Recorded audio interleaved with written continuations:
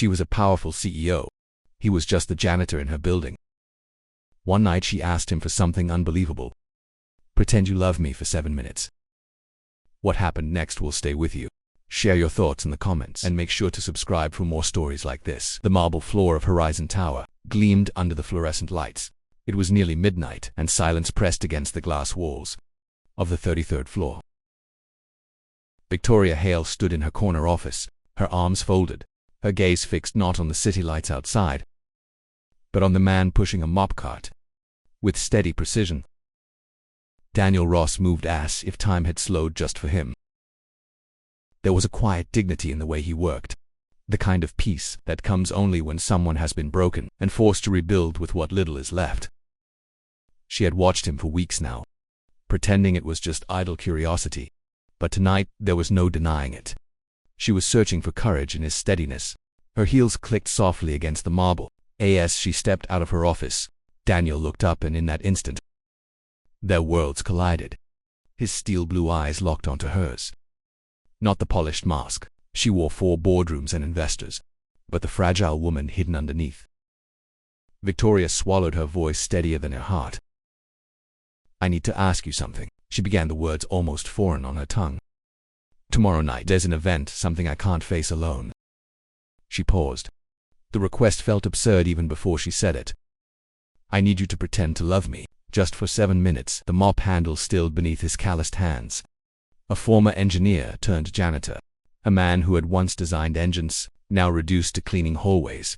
Daniel should have laughed at the absurdity, but he didn't. He studied her face. The flawless makeup, the perfectly styled blonde hair, the expensive suit that served as armor, and beneath it all, he saw what no magazine cover would ever reveal.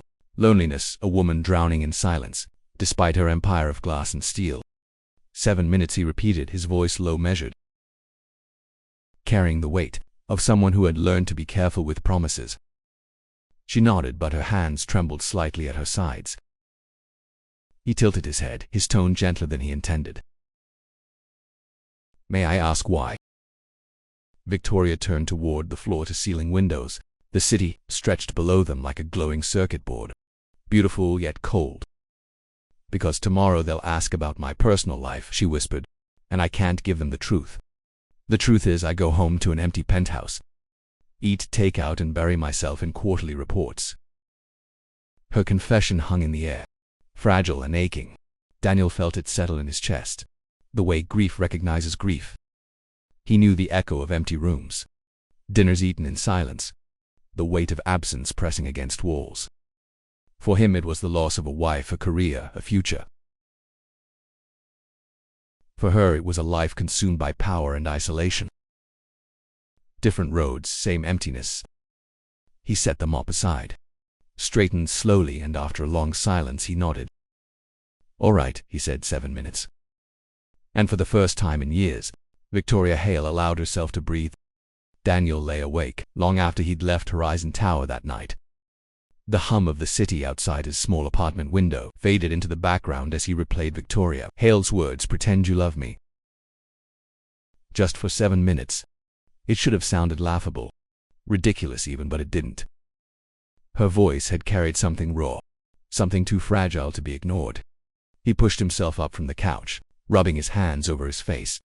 His eyes wandered to the small bedroom down the hall, where a soft glow spilled out beneath the door. Mia was asleep, her steady breathing a comfort that never failed him. 7 years old, all curls and questions. She was the only anchor left in a life that had once been so different. Daniel walked quietly to her doorway, leaning against the frame as he watched her sleep. She clutched a worn stuffed rabbit to her chest, its seams stretched thin from years of love. Her drawings, castles, stars, and rocket ships were taped unevenly across the walls, bright colors fighting against the drab paint of the apartment. He remembered the man he used to be a young aerospace engineer, standing beside prototypes of engines that carried his name on the sky. He had built things that soared, that cut through clouds, that promised futures. But all it had taken was one decision to speak up about safety violations, one lawsuit that dragged his name through the mud, and everything collapsed like a tower of cards. The company had stripped him of his career. The legal fees drained every cent of their savings. And then came the cruelest blow. The night his wife never came home. The accident that left Mia motherless and him broken. For 3 years, he had traded blueprints for more panels, boardrooms for hallways, where no one looked him in the eye. He kept his head down, told himself dignity could be found in doing any job, well, even this one. But dignity didn't buy Mia new shoes when hers wore thin. Dignity didn't pay for better schools or the piano lessons she begged for. Money mattered, and Victoria Hale's offer, whatever it was, carried the weight of change. Yet it wasn't just the promise of payment that kept gnawing at him. It was her eyes. He had seen 1,000 polished faces pass through Horizon Tower, all clipped voices and expensive perfumes. But hers that night had cracked in a single moment. The woman known for being untouchable had looked unbearably human. She had reminded him of himself, staring at an empty chair across the dinner table, filling silence with numbers and reports. Loneliness wore many disguises, but Daniel had learned to recognize it in others as surely as he recognized it in himself. He moved into the living room, sat heavily at the table littered with Mia's crayons and half-finished homework sheets. One of her drawings lay on top. A house with smoke curling from the chimney. Stick figures holding hands in front. One tall, one small, and one with long hair. He traced it with his finger, his throat tightening. Maybe Mia had always been wiser than him. Maybe she already knew what he hadn't been brave enough to admit. That they needed more than survival. They needed connection. Daniel leaned back, exhaling slowly. Tomorrow night, he would step into a suit that didn't belong to him. Into a world that had forgotten men like him existed.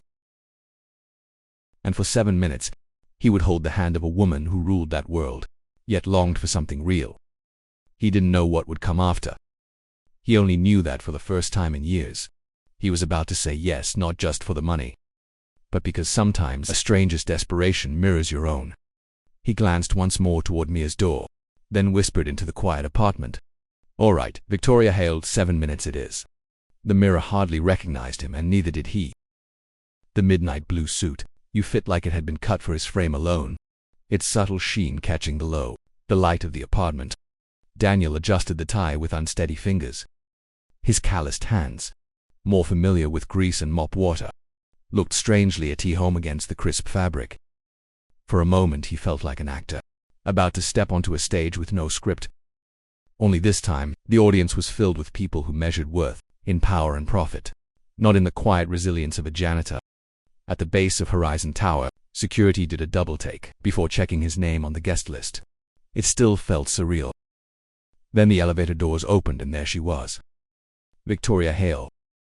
Gone was the severe suit of the boardroom in its place. A dress the color of emeralds, shimmering softly under the lights, the hue pulled green flecks from her hazel eyes. And though her posture remained impeccable, Daniel sensed the tension beneath it, like a violin string pulled too tight. She gave him a small smile, one that faltered at the edges. "You clean up nice," she murmured. The elevator rose silently, carrying them toward the penthouse level where the gala unfolded. Daniel tugged at his cuff, his nerves betraying him. "What's our story?" he asked. Victoria didn't miss a beat. "We met at a coffee shop," she said smoothly. "You were reading a book about engineering, and I asked about it. We've been seeing each other for 2 months. Her voice softened, almost wistful, as though she wanted to believe it herself. "And if they ask about the future?" Daniel pressed. She hesitated, then looked straight ahead. "Tell them we're taking it one day at a time." The doors opened to a room drenched in crystal light and murmured wealth. Chandeliers scattered rainbows across marble floors. Men in tailored suits and women draped in diamonds moved like currents in a glittering sea. Daniel inhaled slowly, felt Victoria's hand slip into his, warm and trembling. 7 minutes, he reminded her under his breath. She nodded, though something flickered in her eyes, a fleeting shadow of disappointment. They entered the crowd together, and at first, he thought of it as nothing more than an elaborate performance. He shook hands, smiled politely, followed Victoria's lead. But then something shifted. The conversations about innovation and markets tugged at the dormant engineer in him, and his responses were more than polite filler. They were genuine. Victoria laughed at something he said, not the rehearsed laugh she wore for investors, but one that escaped from somewhere real. The sound startled them both. Time stretched. 7 minutes slipped into 15, then 30. Daniel found himself moving through the crowd as though he belonged, though deep down he knew he didn't. What unnerved him more was the way Victoria kept looking at him when she thought no one else noticed. The softness in her gaze, the pride in her voice when she introduced him, the way her hand lingered on his arm like it wasn't part of a contract, but something she wanted. Then came the moment that undid him. An elderly board member asked Victoria what made her so certain about this man by her side. Victoria turned her eyes, searching Daniel's face with quiet intensity, and with a tenderness that made his breath catch. She answered simply, "He sees me." Those 3 words hung in the air, heavier than crystal chandelier, truer than any deal sealed in that room. Daniel felt the weight of them lodge in his chest. Because in that moment, he understood this wasn't acting anymore. Pretending to love Victoria Hale had begun to feel dangerously close to the most honest thing he'd done in years. The air on the balcony was cooler, thinner somehow, carrying the scent of rain that hadn't yet fallen. Daniel stepped out first, grateful for the quiet. After the dizzying whirl of chandelier and champagne glasses, he braced his hands on the stone railing, staring at the sweep of Chicago skyline, glittering below. For a moment it felt like standing between 2 worlds, the one that sparkled beneath him, and the one he carried inside, lined with worn shoes by the door, and bedtime stories, whispered to a child who still believed in magic. The door clicked open behind him, and then she was there. Victoria Hale, emerald gown brushing against the tile, heels soft against the floor. She didn't carry herself like the CEO who commanded rooms, with a glance out here. In the shadow of the city lights, she looked smaller somehow, as though the weight of her empire had been left inside. She leaned on the railing a few feet away, exhaling a breath she seemed to have held all night. "Thank you," she said quietly.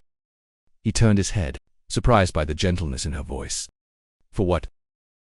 "For making me feel normal," she admitted, her gaze fixed on the maze of lights below. "For a little while in there, I wasn't the woman every headline expects me to be. I wasn't the Hale Empire or quarterly reports, or succession plans. I was just someone standing beside another person, laughing like it mattered." Her words carried a tremor, fragile yet unflinchingly honest. Daniel studied her profile, the way her hair caught the faint shimmer of the city glow, the way her shoulders eased. For the first time since he'd met her, something inside him shifted. This wasn't the same woman he'd agreed to help for 7 minutes. This wasn't the untouchable figure on magazine covers. This was a woman confessing loneliness. And in her confession he recognized his own. He wanted to tell her he understood that he too went home to rooms that echoed with silence that pressed against his chest. He wanted to tell her about Mia's drawings taped to cracked walls. How those little splashes of color were the only proof that love, we still lived under his roof. Instead he found himself saying softly, "You're welcome." Silence stretched between them, but it wasn't the cold kind. It was the silence that hums with things unspoken, with truths hovering just beyond reach. Daniel felt her hand graze the railing closer to his, not quite touching, but near enough to make his pulse quicken. He thought about the deal they'd made. 7 minutes of pretending. But out here on this balcony there was no script. No audience. Only a woman trembling with the relief of being seen, and a man realizing he no longer knew where pretending ended, and truth began. Victoria finally turned, her hazel eyes luminous, threaded with something that looked almost like fear. "This is crazy," she whispered almost to herself.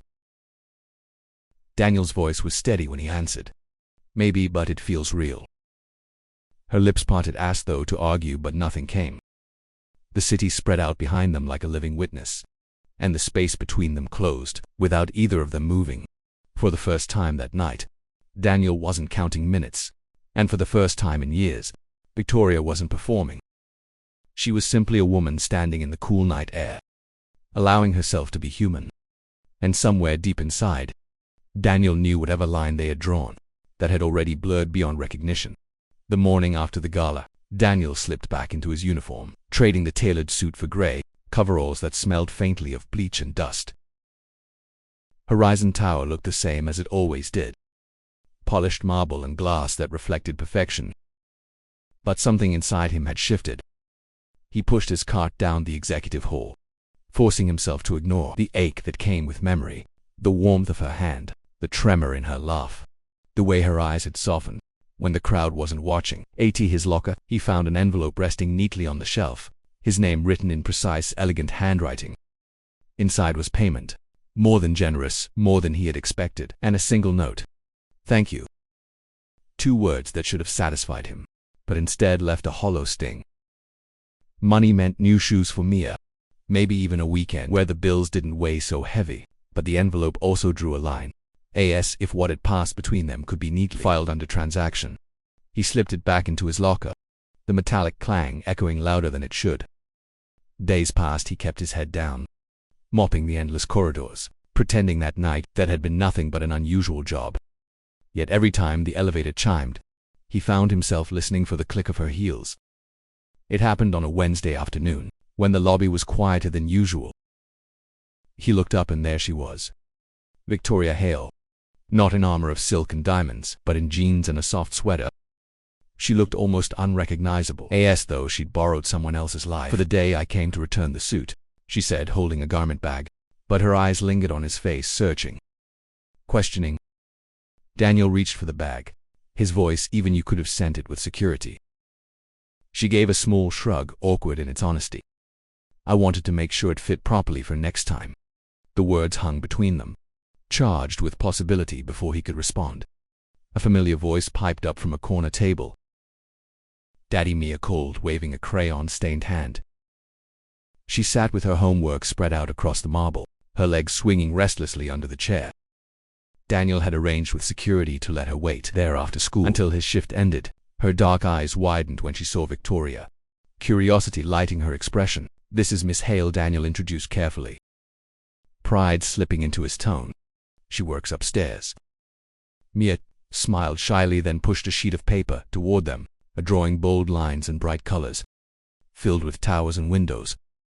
"It's a castle," she explained, "but it's lonely because only one person lives in it." Victoria knelt beside her, the emerald polish gone, her hands resting lightly on the edge of the table. "Maybe," she said gently, "the person in the castle just needs to learn how to open the door."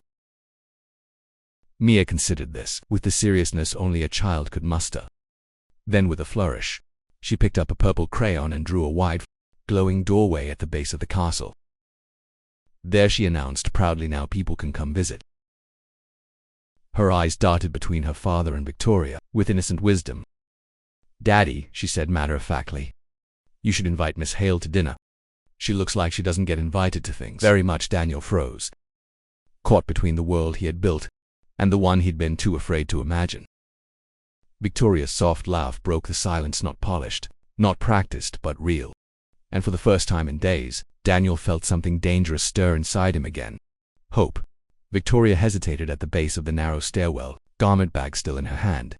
As though one more step might cross a line she couldn't return from. The building was nothing like Horizon Tower here. The walls were lined with faded paint, and the faint aroma of someone's cooking drifted through the halls. Yet when Daniel opened the door and Mia's laughter spilled out, something inside her softened. The apartment was small, but it radiated warmth. Photographs of Mia lined the shelves, gap-toothed smiles. Birthday candles.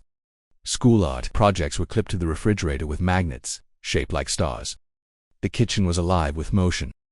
Pots simmering, plates set carefully by Mia herself. "We're having spaghetti," Daniel said, slipping an apron over his shoulders. He looked both awkward and at ease, like a man stepping into a part of himself that had always been there. "And fair warning," he added with a grin. "Mia made desserts. She calls them surprise cookies." Dinner was chaotic in the most endearing way. Mia chatted about school, her hands painting pictures in the air while Daniel shared dry little stories about odd things he found during late-night cleaning shifts. Victoria listened, laughed, even reached for seconds of spaghetti that tasted far better than she expected. The secret ingredient, Daniel admitted sheepishly, was cinnamon. Against all logic, it worked. The cookies, an improbable mix of marshmallows, chocolate chips, and crumbled crackers, were messy but delightful. For the first time in years, Victoria felt herself relaxing without effort. No cameras, no shareholders. No need to perform, just a father, his daughter, and a table that felt fuller than her entire penthouse ever had. When Mia yawned over her glass of milk, Daniel ruffled her hair gently and sent her off to bed. "Brush your teeth," he called, his voice softened with affection.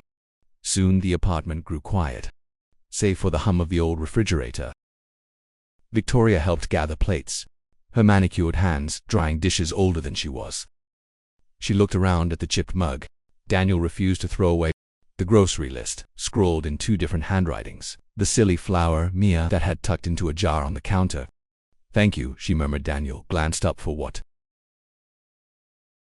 "For letting me see this," she said, her voice low, almost reverent. "Your real life." She gestured toward the clutter, the warmth, the love stitched into every corner. "It's not much," he replied, a little embarrassed.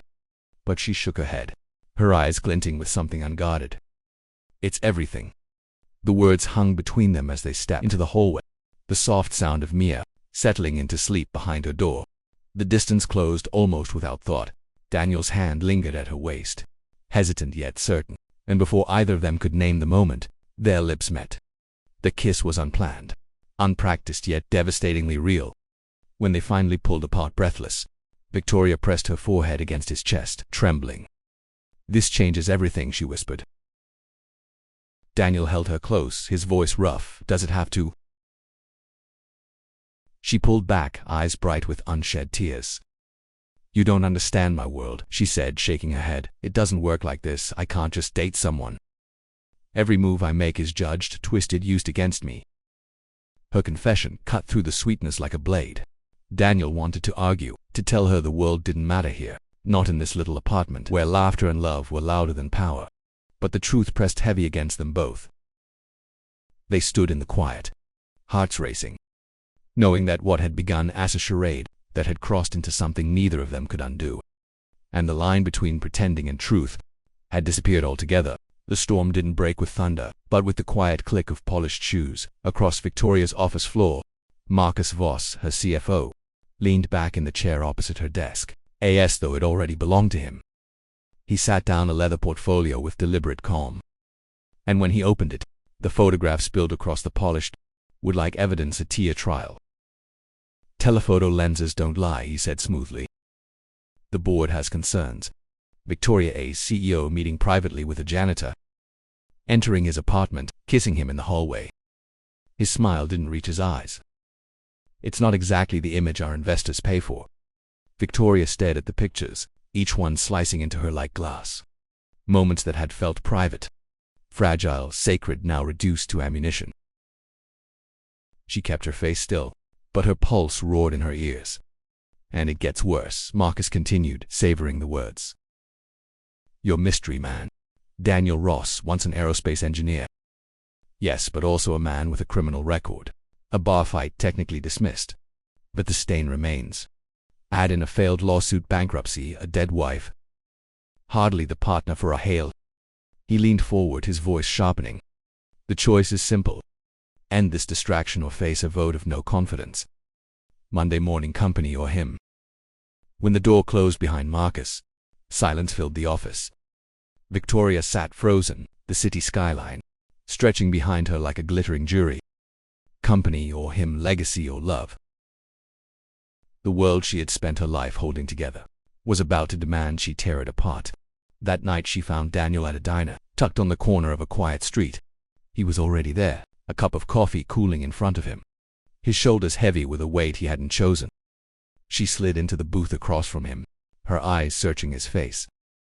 "Tell me," she said softly, "about the arrest." He stared into his cup, as though the truth were written in its dark surface. His voice was low, almost ashamed. "It was nothing noble. A guy was hassling a waitress. He wouldn't take no for an answer. I stepped in, things got ugly. The footage cleared me. Charges dropped, but the record stayed. And people see what they want to see." The story poured out heavy and unvarnished. The lawsuit against his old firm after he exposed safety violations, the crushing legal fees, the career that vanished overnight. And then the accident. His wife gone in an instant, Mia left motherless. His life dismantled piece by piece, until all that remained was a mop cut, and a daughter who still looked at him like he was a hero. "I lost everything," he said simply. "My job, my savings, my faith in the system. The only thing I had left was Mia." He finally lifted his eyes to hers. And now you know. Victoria's hand reached across the table, trembling, but Daniel gently pulled his back. His smile was tired, almost tender. Don't apologize for them using my past against you. Just don't make this harder than it already is. Her breath caught. What are you saying? I'm saying you should choose the company, he answered quietly. I won't let you throw away everything your parents built for someone like me. He stood before she could reply, tossing a few bills on the counter, his shoulders squared as if bracing against a storm. She watched him walk away through the rain-streaked window, her reflection fractured in the glass. Alone in the booth, she whispered the question that had no answer. What good was ruling an empire, if it meant ruling it in silence? Monday dawned gray, the kind of Chicago rain that seeped into everything. Even the corners of Horizon Tower that usually gleamed untouchable. Victoria stood before the mirror in her penthouse, the reflection staring back at her, wrapped in immaculate armor, hair coiled perfectly, suit pressed into sharp lines, eyes cold enough to cut. But behind the mask she saw what no one else could. The hollow echo of an empty home, and the shadow of a man who had already walked away. Her parents' portraits lined the study wall, steady reminders of what leadership was meant to be. Not ruthless, not lonely. They had built their legacy together, hand in hand. Their partnership, the foundation of everything. She had spent years believing she had to carry it alone. But now, standing on the brink of a boardroom war, she realized the truth they had tried to teach her. Power without love was nothing more than a prison gilded in glass. By 9 the boardroom was filled. 12 faces ringed the table. Expectant, curious, some already written with judgment. At the far end, Marcus Voss sat with his usual smug calm, his documents arranged neatly before him. He looked like a man ready to claim her chair the moment she faltered. Good morning, Victoria said evenly as she entered, leather portfolio tucked under her arm. She didn't sit right away. She let the silence stretch, commanding the room without raising her voice. You've asked for my decision. Company or a personal life you consider unbecoming of a CEO. A ripple of discomfort crossed the table, but Marcus only smiled. Certainly had her cornered. She opened her portfolio. Before I answer, I think you should know how this information was gathered. Her fingers slid photographs across the table, the same ones Marcus had flaunted, now accompanied by security reports detailing unauthorized surveillance, falsified background checks, and a chain of emails that tied back to him. This was not due diligence, this was sabotage, illegal, deliberate, and orchestrated by the man sitting across from me. The board murmured sharply, faces hardening. Marcus stiffened, but she pressed forward, her voice steady as steel. You wanted me to choose, Marcus, so I have. I choose to expose you. I choose to protect the integrity of this company, the one my parents built, not on manipulation, but on trust. By noon, the vote was unanimous. Marcus was stripped of his position. His resignation demanded, his future dismantled in the same room where he had tried to dismantle hers. Security escorted him out, his portfolio left abandoned on the polished table. The directors turned to her with words of support, voices ringing with relief that Hale leadership remained intact. On paper she had won. Her empire was safe, her crown secured. Yet as Victoria sat alone in her office, the city sprawled beneath her like a circuit board of lights. The silence pressed heavier than ever. She thought of Daniel, his tired smile, his quiet strength, the way he had pulled his hand away in that diner. Not because he didn't want her, but because he thought she deserved better. She thought of Mia's castle, drawing with its wide-open door, and how his children understood what adults spent lifetimes avoiding. The victory should have felt like triumph. But without him, it tasted hollow, like ash on her tongue. She had held her throne, but lost the only thing that had ever made her feel human. The days that followed felt heavier than the years Daniel had already carried. He kept his head down, pushing the mop cart through the same polished corridors, pretending that nothing had changed. But at night, in the quiet of his apartment, he couldn't silence the echo of her absence. He told himself he'd done the right thing, if sparing Victoria from having to choose. Yet the hollow ache in his chest said otherwise. One evening, as he washed dishes while Mia scribbled at the kitchen table, her small voice broke the silence. "Daddy," she asked, her tone so direct it startled him. Why did you tell Miss Hale she couldn't love us any more? The plate slipped slightly in his hands, water splashing over the counter. What do you mean, sweetheart? He asked carefully. I heard you, she said simply. That night at the diner, you told her she had to choose her job instead of us. But Daddy, what if she didn't want to choose? What if she wanted to fight for us? Her words landed heavier than any boardroom threat ever could. Out of the mouths of children comes the truth adults are too afraid to face. Daniel sank into the chair across from her, staring at the crayon-streaked paper she was working on. Another drawing, this time a house with windows glowing yellow. 3 stick figures standing together, hands linked. the bottom in shaky block letters she had written, "This is what love looks like." The next morning, they made a decision that terrified him more than losing everything ever had. He called in sick, dropped Mia off at school, and for the first time in years, took the elevator to the 33rd floor. Not to clean but to find her. That afternoon, Victoria stood near the schoolyard gate, her sleek car out of place, among the jumble of minivans and worn sedans. She spotted Mia first, backpack bouncing, braids flying, and then Daniel striding across the lot. Their eyes locked across the distance, an entire conversation passing in silence, before Mia bridged the gap. She seized both their hands with the certainty only a child could have had. I told Daddy he was being silly, she announced proudly. I told him you would fight for us if he gave you the chance. Daniel's chest tightened as he looked down at his daughter, then up at Victoria. Something inside him gave way. His voice was quiet, almost broken. She's right, I was being selfish. I was so afraid of watching you sacrifice everything that I never asked what you wanted. He drew in a breath that felt like leaping off a cliff. So I'll ask now, what do you want, Victoria? Minutes later, they sat together in a corner booth of a small ice cream parlor, the kind with faded checkered tiles and sticky menus.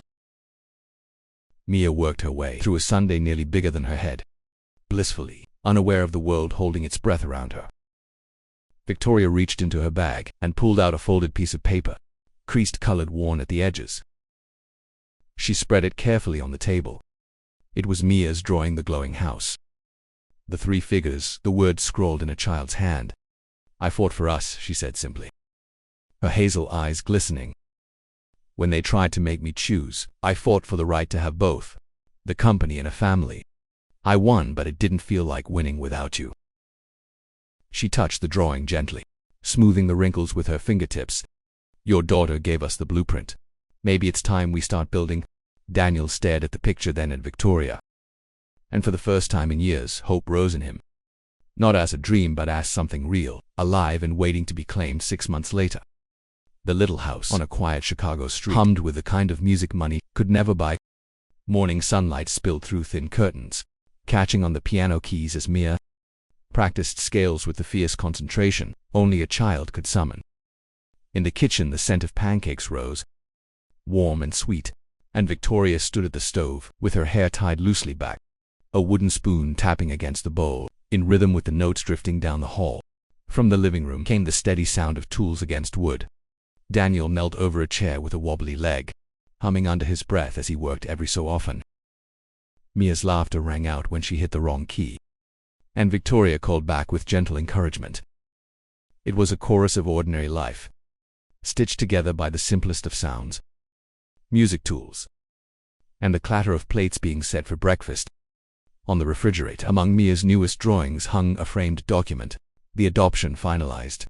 The ink on the paper was dry, but for Mia, it had always been official.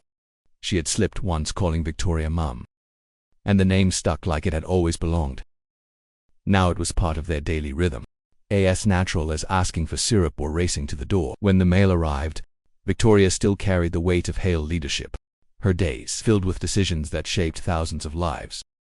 Yet for the first time, she measured her success differently, not by quarterly margins or glowing headlines, but by Saturday mornings like this, where the empire waited, and the world slowed down enough for pancakes and piano lessons.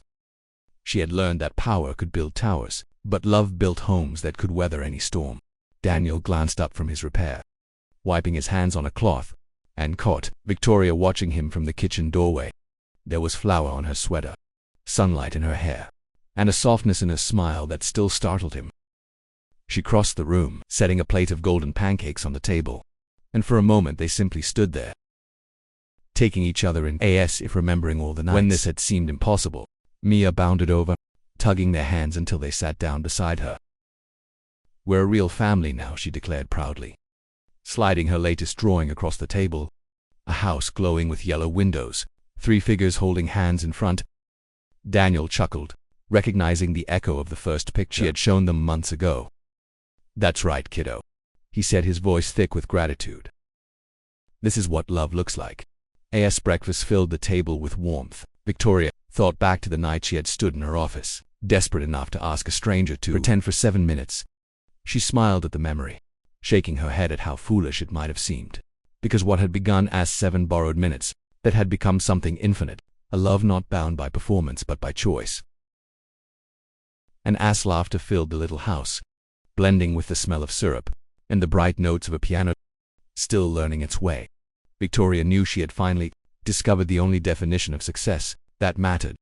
Not empires, not headlines, but family. In the captivating story of Victoria Hay, a formidable CEO, isolated by her empire of glass and steel, and Daniel Ross, a humble janitor, rebuilding life from the ashes of loss, we uncover a profound life lesson. True connection often blooms from the seeds of vulnerability, transcending the barriers of status, wealth, and pretense.